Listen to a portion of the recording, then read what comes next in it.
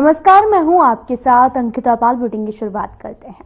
प्रयागराज दौरे पर पहुंचे केंद्रीय गृह मंत्री अमित शाह और यूपी के सीएम योगी आदित्यनाथ स्वामी अवधेशानंद आश्रम पहुंचे और इससे पहले गृह मंत्री अमित शाह ने बेटे जय शाह के साथ संगम में डुबकी लगाई और गृह मंत्री सोमवार को प्रयागराज पहुंचे। एयरपोर्ट पर सीएम योगी आदित्यनाथ ने उनका स्वागत किया है और प्रदेश के उप मुख्यमंत्री केशव प्रसाद मौर्य, ब्रजेश पाठक सहित कई कैबिनेट मंत्री और विधायक मौजूद रहे, जिसके बाद उन्होंने संगम में डुबकी लगाई। स्नान के बाद में मुख्यमंत्री योगी आदित्यनाथ ने अमित शाह और आईसीसी के चेयरमैन जय शाह को रजत कलश भेंट किया। संगम स्नान के समय जूना अखाड़े के संरक्षक और अखिल भारतीय अखाड़ा परिषद के राष्ट्रीय महामंत्री हरिगिरी समेत तमाम संत मौजूद रहे। इसके अलावा बीजेपी प्रदेश अध्यक्ष भूपेन्द्र चौधरी, बीजेपी काशी क्षेत्र अध्यक्ष दिलीप पटेल ने भी शाह का स्वागत किया।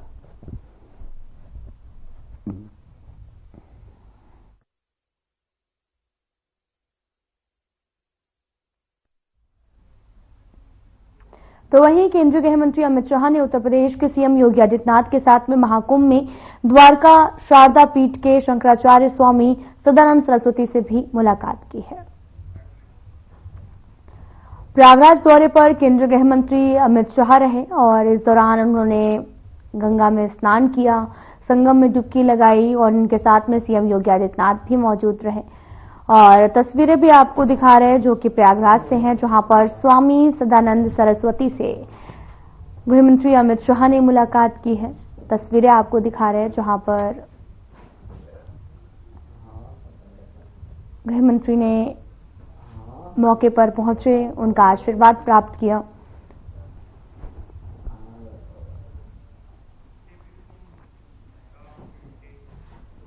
विश्व के सबसे बड़े धार्मिक और मानवीय आयोजन महाकुंभ मेला को सिर्फ जमीन से ही नहीं बल्कि अंतरिक्ष से भी कैप्चर किया जा रहा है। इंटरनेशनल स्पेस सेंटर ने रविवार को रात को अंतरिक्ष से महाकुंभ की आश्चर्यचकित कर देने वाली तस्वीरें कैद की हैं। इन तस्वीरों में महाकुंभ मेले का अद्भुत नजारा देखने को मिला है। इससे गंगा नदी के तट पर दुनिया का सबसे बड़ा मानव समागम रोशनी से जगमग रहा।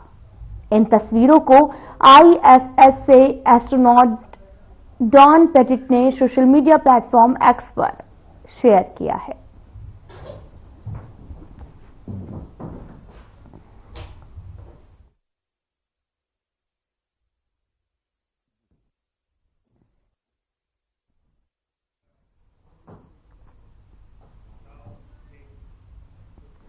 पीएम मोदी ने भारत के 76वें गणतंत्र दिवस पर दी गई बधाई और साथ ही शुभकामनाओं के लिए वैश्विक नेताओं का आभार प्रकट किया।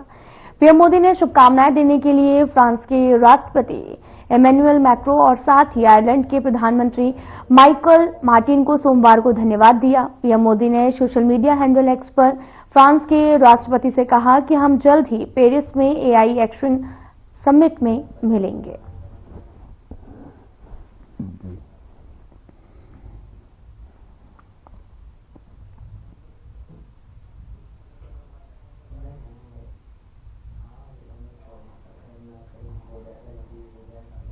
प्रधानमंत्री नरेंद्र मोदी ने करियप्पा ग्राउंड में एनसीसी रैली में शामिल हुए। इस दौरान पीएम मोदी ने रैली को संबोधित करते हुए सभी को एनसीसी दिवस की शुभकामनाएं दी।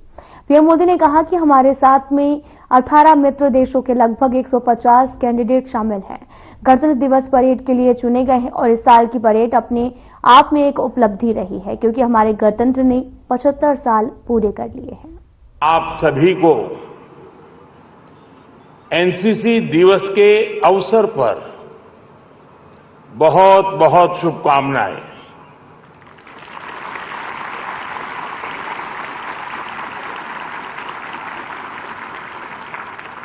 आज यहां हमारे बीच 18 मित्र देशों के भी करीब 150 कैडेट्स भी मौजूद हैं। मैं इन सभी कैडेट्स का भी स्वागत करता हूं।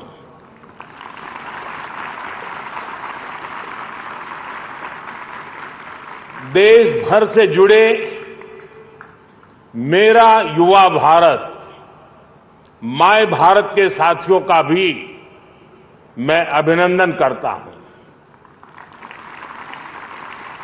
साथियों, रिपब्लिक डे परेड में सिलेक्ट होना अपने आप में एक अचीवमेंट है।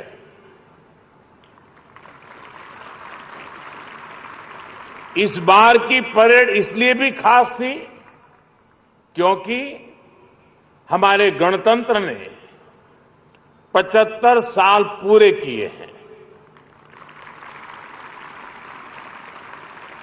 दोस्तों, ये यादें जीवन भर आपके साथ रहने वाली हैं।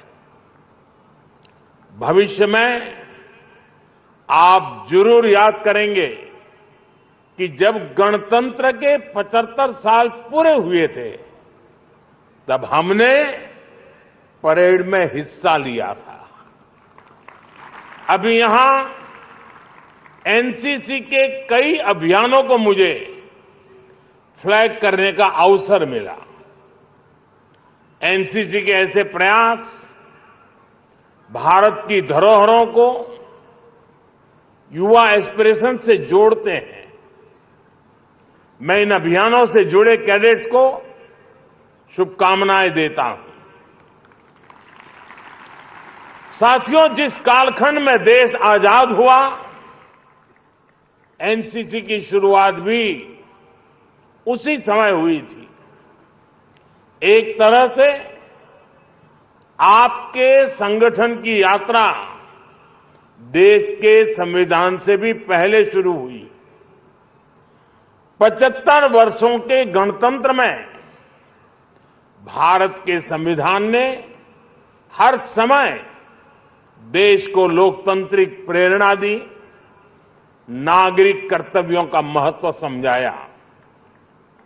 इसी तरह एनसीसी ने भी हर समय भारत के नौजवानों को राष्ट्र निर्माण की प्रेरणा दी और उन्हें अनुशासन का महत्व समझाया।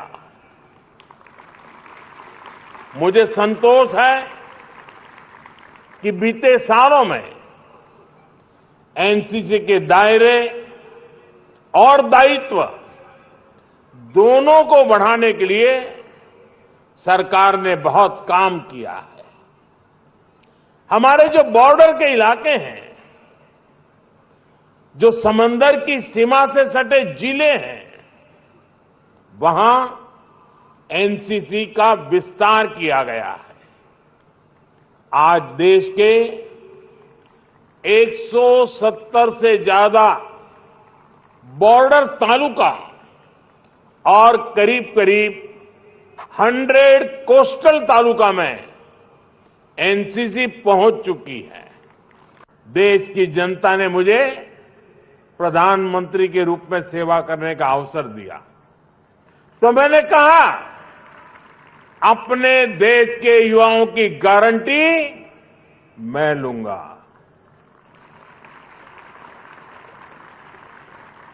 हमने बिना बैंक गारंटी लोन देने वाली मुद्रा योजना शुरू की।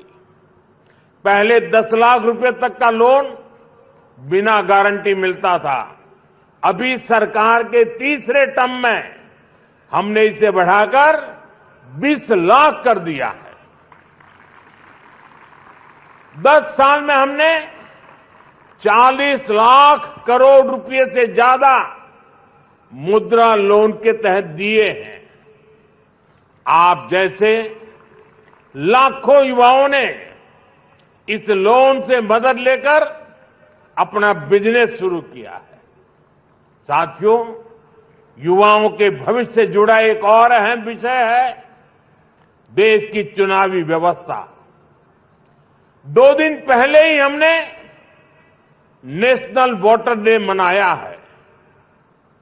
आप में से भी बहुत से युवा फर्स्ट टाइम वोटर बने हैं।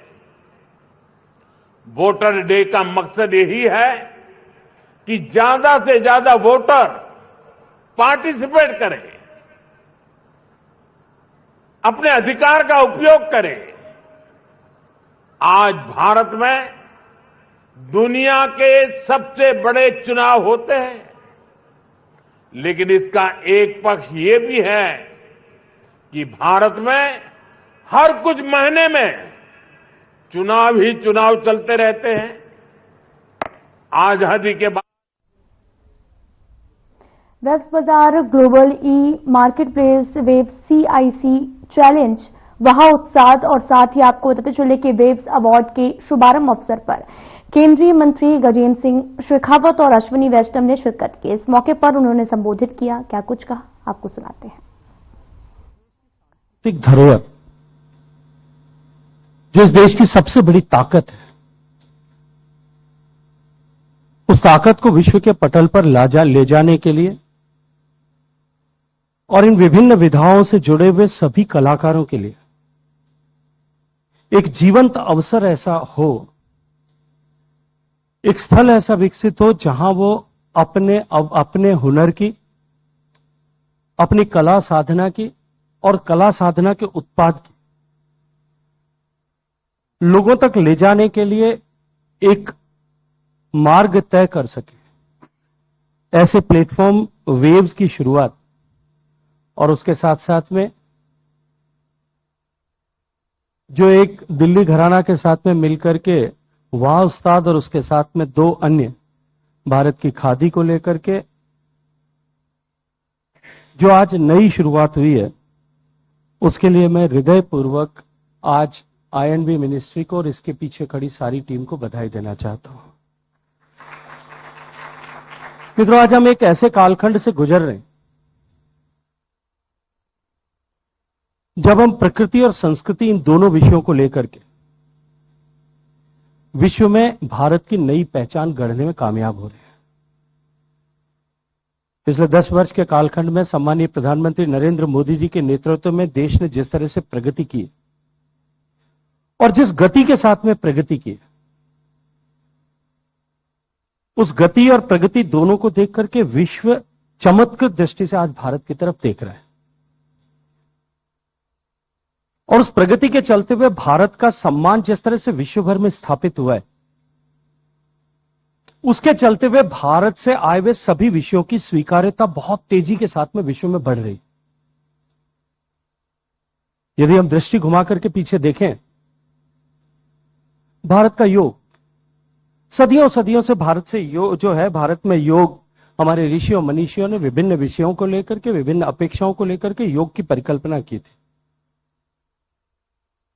लगभग 100 से भी ज्यादा साल पहले से देश से निकल करके विश्व में योग विश्व के पटल पर गया था, लेकिन सम्मानीय प्रधानमंत्री जी ने देश का सम्मान पूरे विश्व भर में स्थापित किया, उसके साथ में योग को जोड़ा। आज योग की स्वीकार्यता पूरे विश्व भर में जिस मात्रा में बढ़ी हम सब देख रहे हैं। भारत का सम्मान बढ़ा, भारत से निकले हुए आयुर्वेद का सम्मान पूरे विश्व भर में नए सिरे से स्थापित हो।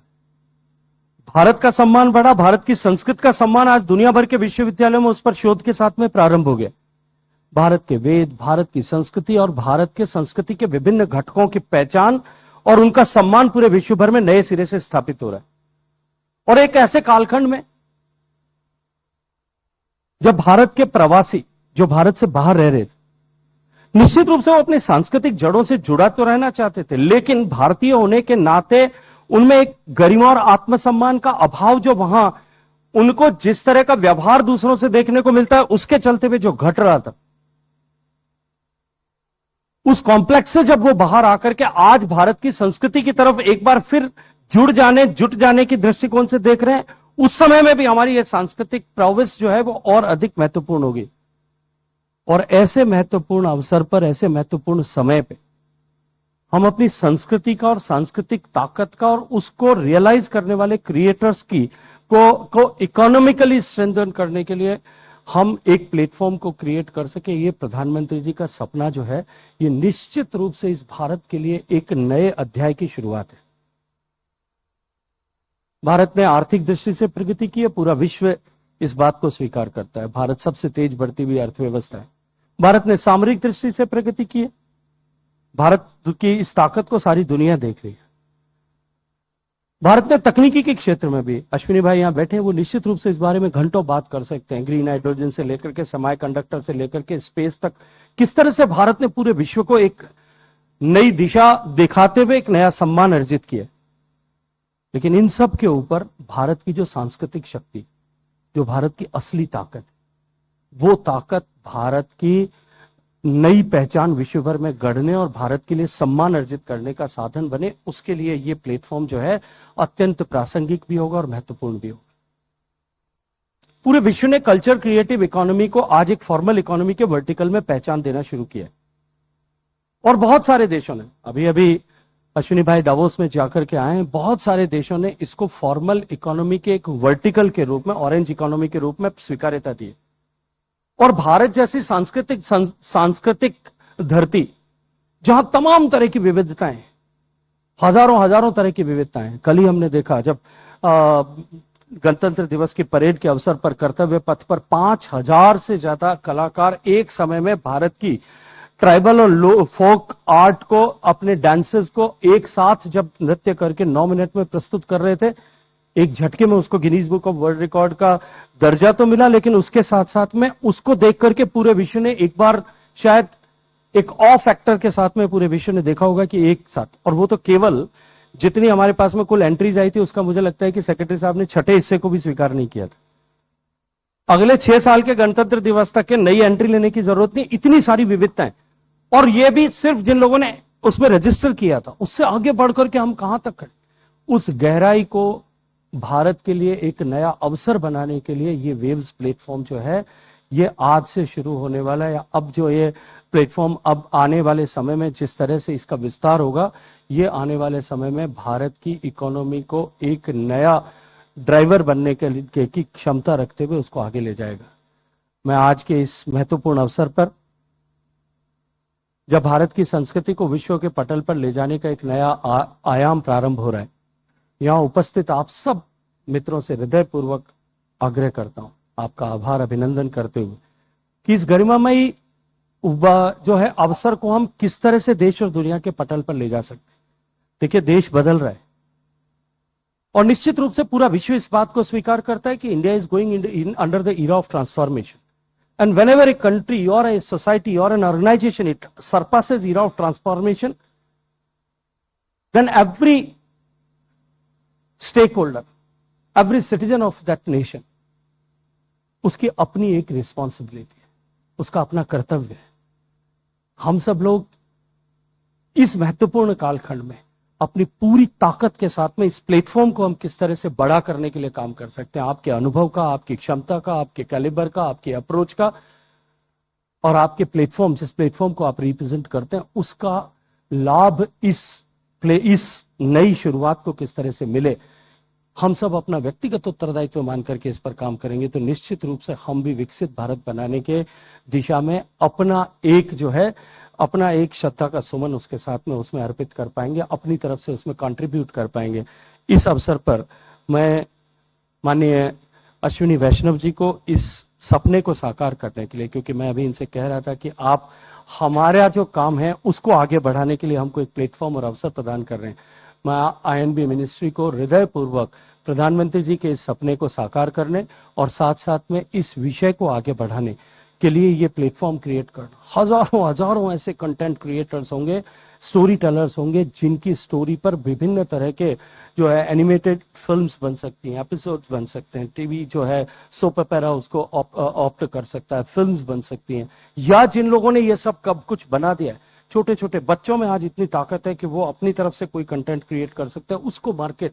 सो ये जो एक मार्केट लिंक प्लेटफॉर्म आप जो आईएनबी ने बनाया है, मैं हृदयपूर्वक उसके लिए अश्विनी वैष्णव जी को, आदरणीय जाजू साहब को और पूरी टीम को, वेव्स के सीईओ सहित पूरी टीम को हृदयपूर्वक बधाई देते हुए हम सब मिलकर के प्रधानमंत्री जी के सपने को, जो अत्यंत महत्वपूर्ण है, इसको साकार कर सकें, इसके लिए शुभकामनाएं देता हूं। धन्यवाद। जिस भावना के साथ वेव्स की कल्पना की गई थी, माननीय प्रधानमंत्री जी ने बहुत क्लियर एक हमारे सामने लक्ष्य रखा था। जैसे वर्ल्ड इकोनॉमी में डावोस होता है इकोनॉमिक मैटर्स के लिए, वैसे ही क्रिएटिविटी के लिए वेव्स उसी स्तर का होना चाहिए, उस लेवल का होना चाहिए और वैसा ही विश्व भर में उसकी पहचान होनी चाहिए। जब लक्ष्य इतना बड़ा रखते हैं प्रधानमंत्री जी, तो आप सोचिए मेहनत भी पूरी टीम को उतनी करनी पड़ेगी। पूरी टीम को मैं बहुत साधुवाद देना चाहता हूं, धन्यवाद देना चाहता हूं कि जिस मेहनत के साथ लगे हुए हैं वेव्स के सपने को वो रूप देने के लिए जो माननीय प्रधानमंत्री जी ने हम सबके सामने लक्ष्य के तौर पे रखा है। बहुत जल्दी वेव्स की फाइनल डेट्स कर दी आपने ऑलरेडी आएंगी 30 अप्रैल से। अच्छा अभी अनाउंस नहीं करनी है अभी अनाउंस नहीं करनी है, चलिए अनाउंस नहीं करनी है। आईएनबी मिनिस्ट्री में वैसे भी सब चीज अनाउंस्ड अनअनाउंस्ड बराबर है। मंत्रालय में भी बड़े मीडिया के साथी रहते हैं। चलिए बहुत अच्छा। 2-3 और बातें आपके साथ शेयर करनी थी। अभी हाल ही में माननीय प्रधानमंत्री जी ने डावोस के डेलीगेशन में भेजा था। कई बातों में 2-3 बातें बहुत इंपॉर्टेंट वहां पे उभर के आई। विश्व में भारत की पहचान कई कारणों से बन रही है, कई ऐसे अचीवमेंट्स हैं। एक over a period of time Bharat की अर्थव्यवस्था के बारे में लोग चर्चा करते हैं, कैसे कंसिस्टेंट ग्रोथ है, कैसे इसके पीछे स्ट्रैटेजी है, कैसे डिजिटल इंडिया के माध्यम से जन जन के जीवन में परिवर्तन आया है। आज जो हमारी विरासत है, हमारी जो हेरिटेज है, हमारा जो स्टोरी टेलिंग का ट्रेडिशन है, हमारा जो रिच कल्चर है जिसको ऑरेंज इकोनॉमी के नाम से जाना गया है, आज उसको भी उतना। विदेश मंत्री एस जयशंकर सोमवार को 3 दिवसीय दौरे पर यूएई रवाना हो गए हैं और इस दौरे पर वो भारत और यूएई द्विपक्षीय संबंधों की समीक्षा करने के साथ साथ और रायसीना मिडिल ईस्ट सम्मेलन में भाग लेंगे। और यूएई भारत के मुख्य रणनीतिक साझेदारों में से एक है और यहां पर 30 लाख से भी अधिक भारतीय नागरिक रहते हैं, जो यूएई में रहने वाले सबसे बड़ी प्रवासी आबादी भी है। सोमवार को विदेश मंत्री की यात्रा की घोषणा करते हुए विदेश मंत्रालय ने इसकी जानकारी भी दी है।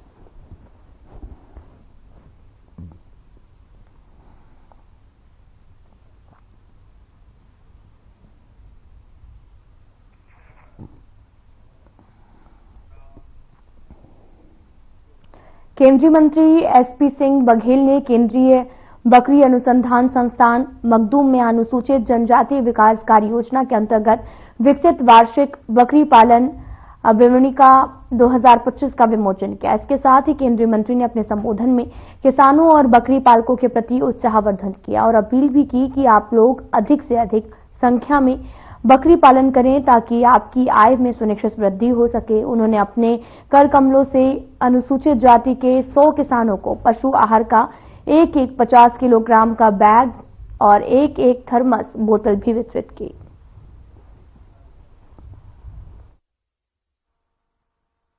बहुत जल्दी मल्टीप्लाई हो और खाली संस्थान पे ही निर्भर नहीं है, यहाँ से ज्ञान प्राप्त करिए। और ऐसा भी नहीं है कि सरकार ने बहुत से भाग आपके हल्के कर दिए। 5 लोग गेहूं चावल मिल रहे, आवास नहीं है तो आवास मिल रहा है, शौचालय नहीं है तो शौचालय मिल रहा है, आयुष्मान कार्ड इलाज के लिए मिलता है। इस मंच के बराबर जब खतौनी में नाम होगा तो 2-2 हजार की 3 किस्तें आपको सम्मान की मिलती। इंटरव्यू खत्म हो गए तो नौकरी के भी चांस हो जाएंगे बच्चों को।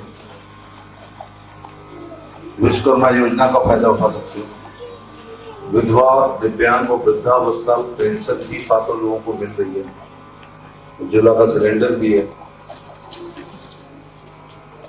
ये भी आपकी एक बड़ी सहायता है। तो ऐसा नहीं है जितनी यहां से मिले बस उसी को मल्टीप्लाई करो। एक अंग्रेजी में कहावत है, बाद में हिंदी में बताऊंगा कि give me a fish and I eat for a day, teach me to fish and I eat for life. उसका हिंदी भी आता है कि एक मछली दे दोगे तो एक दिन खा लूंगा, मछली मारना सिखा दोगे तो कैसे तो ये संस्थान का काम है। मछली बुलेटिन में मेरे साथ इतना ही, पर अब वक्त हो चला है डॉक्टर राकेश गुप्ता के साथ हमारे खास कार्यक्रम प्लस माइनस का।